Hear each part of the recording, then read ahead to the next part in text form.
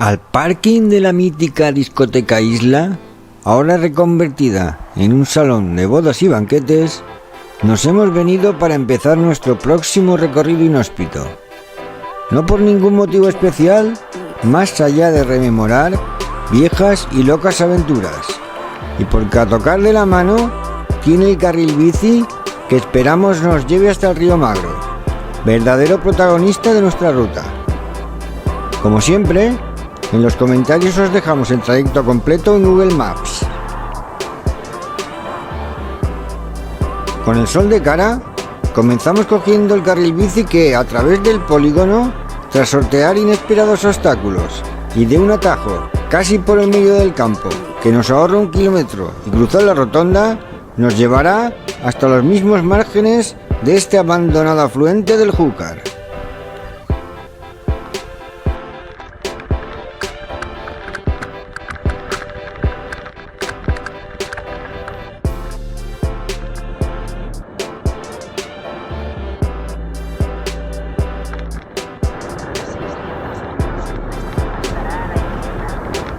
Buscamos un paso para bajar al río, pero no encontramos ninguno practicable, así que seguimos por el camino de Alcira, aunque en sentido contrario, hasta llegar a un área de descanso o zona de picnic no demasiado recomendable, donde haremos la primera parada.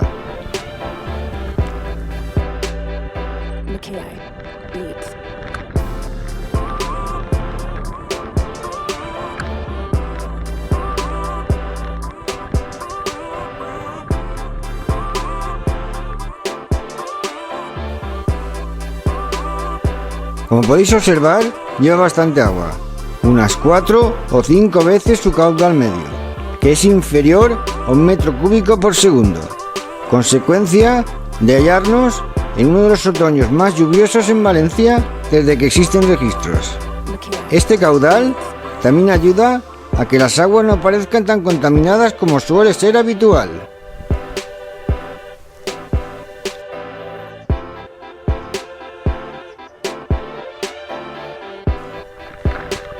Retomamos nuestra ruta aguas arriba por unos parajes cada vez más inhóspitos, apenas transitados por algunos caminantes, ciclistas y agricultores de la zona. Nos gustaría ir más cerca del río, pero hemos comprobado que no es una buena decisión.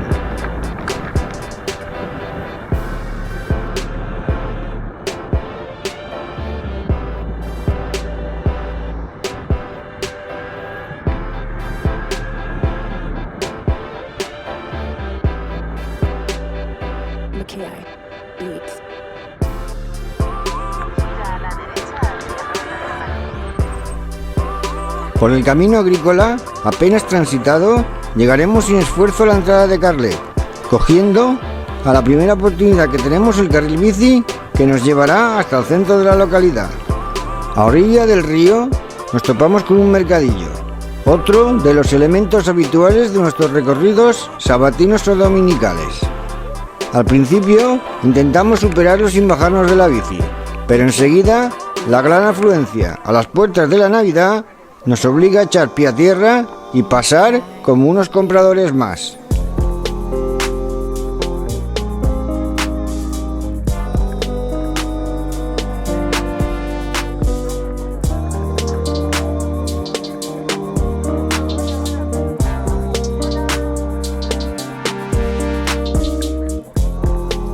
A lo tonto, ha sido casi medio kilómetro el que hemos hecho a pata.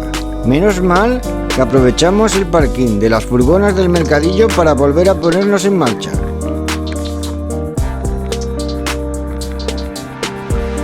Con la intención de recuperar el tiempo perdido y sin más dilación que la provocada por un peligroso stop, por el polideportivo, cruzamos Carlet para volver a acercarnos a los desolados márgenes del río Magro.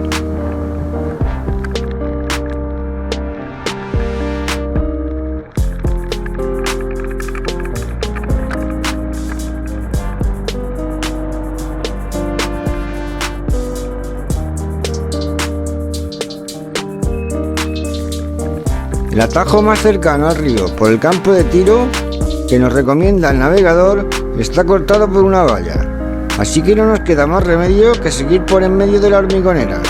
Menos mal que en esta mañana de sábado apenas hay actividad industrial.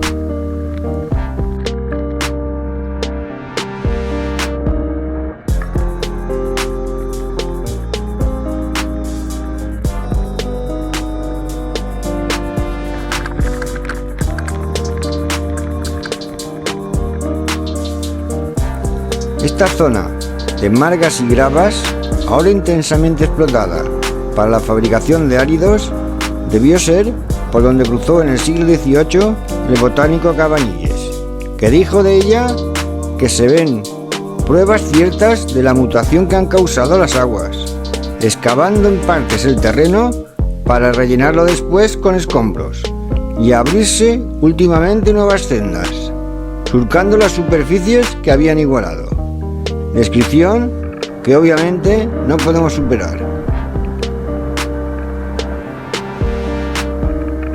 La explotación industrial ha provocado profundos socavones de varias decenas de metros que periódicamente se llenan de agua y que no sabemos, cuando termine su uso, cómo se pretende recuperar. Pero sin duda, la zona va a necesitar de una urgente reforestación. Otra vez, nuestro viejo conocido canal Júcar-Turia, que casi no puede faltar en ninguno de nuestros recorridos.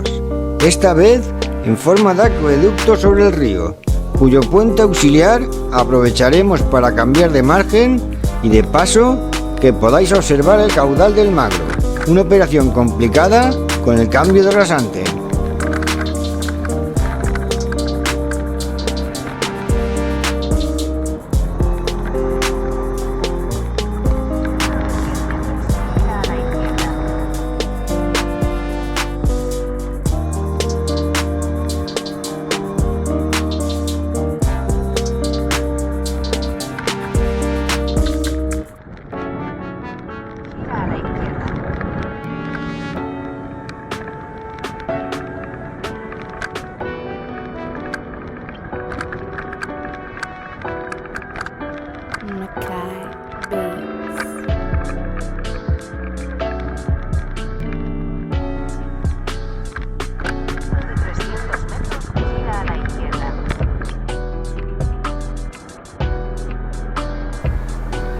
Esta margen derecha forma parte de un circuito de mountain bike, así que es muy transitada por grupos de ciclistas, algunos de ellos muy numerosos. Aunque el camino se convierte en pista de tierra, al principio resulta fácilmente practicable, hasta llegar al azul de Carlet, que se utiliza para regar los secos campos cercanos y donde pararemos para verlo con detalle.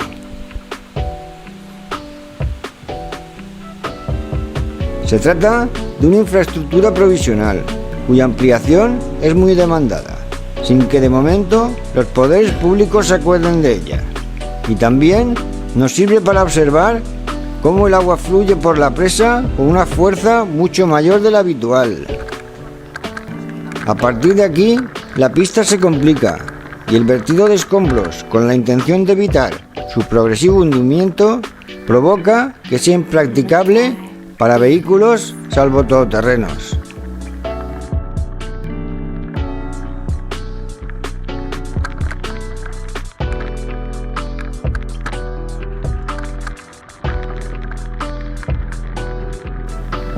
Superado este mal trago, sin una queja de nuestra bici, volveremos a parar para mostraros la extensión del embalse, lleno a rebosar, y de paso cómo la vida salvaje se empeña en progresar a nada que se le dé una oportunidad.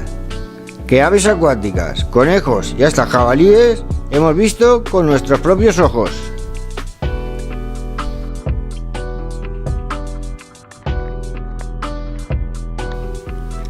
Apurando que se hace tarde, retomamos el camino asfaltado y al cabo de un par de kilómetros que se recorren con suma facilidad, se empieza a divisar la torre al fondo.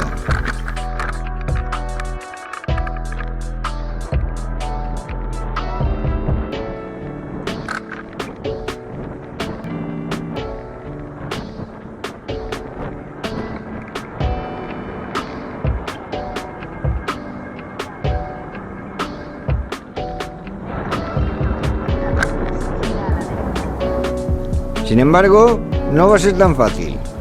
Si no queremos coger la carretera general para acceder a la torre, hay que volver a cruzar el río y meterse por el medio del cauce, que en esta parte forma un inmenso meandro.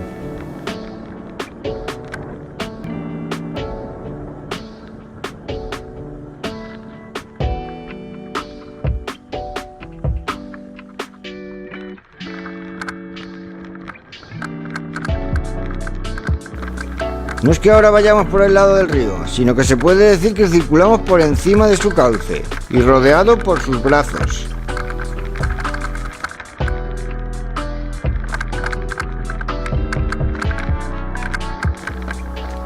Un tramo duro y peligroso, al combinar piedra y grava suelta, a veces de un importante espesor, en las que las ruedas de nuestra bici se hunden y amenazan con tirarnos varias veces. Seguramente procede de los restos de los camiones que pasan, aunque también hay que decir que de tan inhóspita nos ha resultado una gozada absoluta.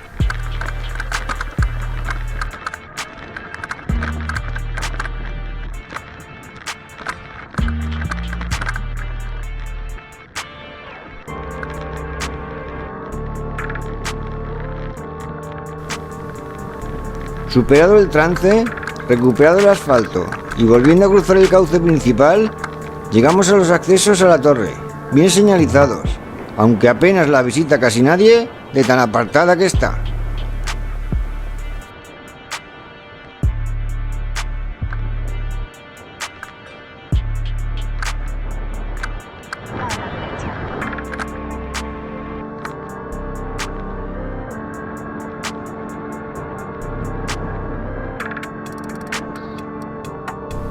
El camino a la Torre Aldegua está cortado por inundación, pero como cae un sol de justicia, hacemos caso omiso de las prohibiciones y tiramos para arriba. Nos podemos imaginar cómo estaría este campo y este barranco en pleno temporal.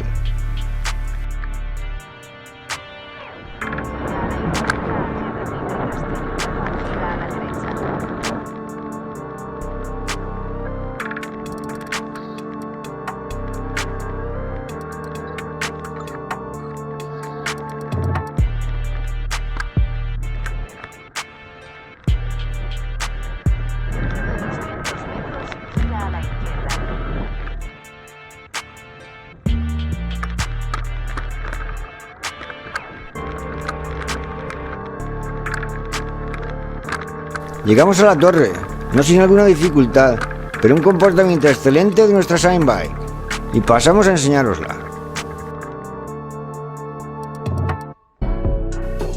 De origen andalusí y planta cuadrangular, seguramente es contemporánea a las de Espioque, Torrent y varias más de la comarca.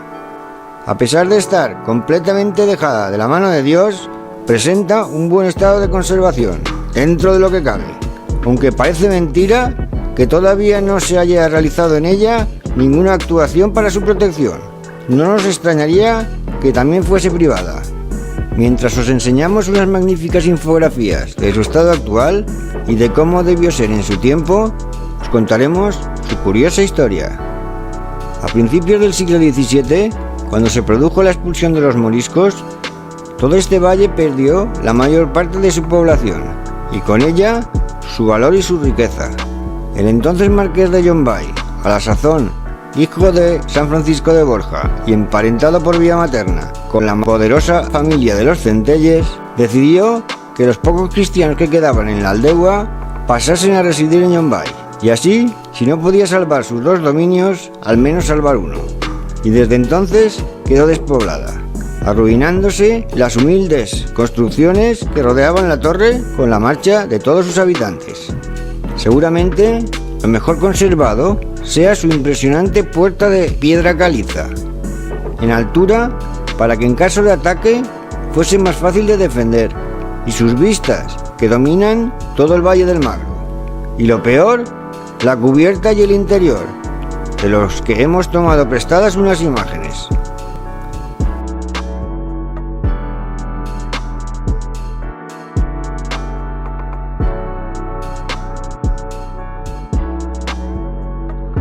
Dejamos la torre, que se hace tarde y regresamos al camino asfaltado, pero en vez de volver por donde habíamos venido, seguiremos a la derecha para un par de kilómetros más tarde, tras recorrer un paraje de gran belleza natural, volver a cruzar el río y regresar a la carretera general. Entramos en lo que se conoce como la Vall dels Alcalans, pero eso será objeto de otro episodio de nuestras rutas inhóspitas. Otro contratiempo: el puente por el que pensábamos cruzar hasta la carretera está cortado, aunque desde arriba presenta un buen estado general. Antes de dar la vuelta, vamos a verlo bien. Pasamos como podemos y abajo vemos que el problema era que el filme está destrozado, seguramente por el paso de un vehículo pesado, lo cual por suerte no nos afecta. Así que con las máximas precauciones cruzamos al otro lado y nos dejamos caer suavemente por la CV50, que aún nos quedan casi 20 kilómetros para llegar al punto de partida. Recuerda que no compramos ni vendemos nada, solo queremos disfrutar y aprender. Así que si te ha gustado el recorrido, dale a like o suscríbete al canal, y así nos volveremos a ver muy pronto.